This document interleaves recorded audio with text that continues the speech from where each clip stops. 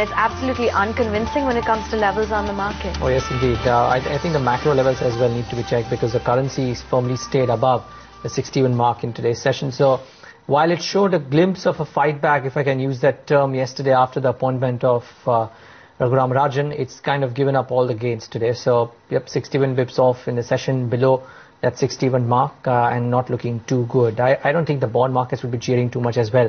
Yesterday we had, and we'll of course discuss that in today's show as well. Yesterday we had guests who said that despite the yields rising, there's not enough buying happening from the FI side in the Indian bond market. So I don't think that there would have been too much of a correction on the yields. Just about stable currently as well. So it's not looking too good, 8.17 and staying there. No kind of correction on the yields either.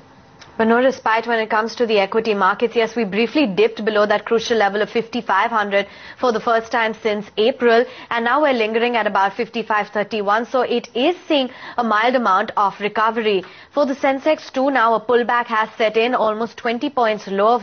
So 18,709. The market breadth is just about even, Stephen. And you've got a lot of the FMCG stocks which are coming under a fair bit of pressure. Select banking names as well.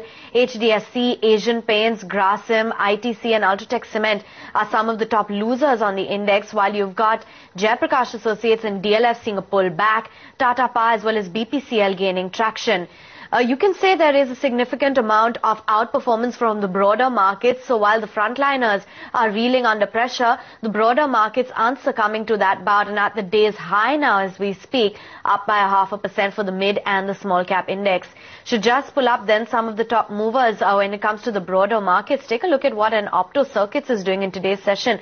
A 24% gain. You've got that counter currently quoting at 23 rupees and a smart uptick coming over the last 1 hour or so.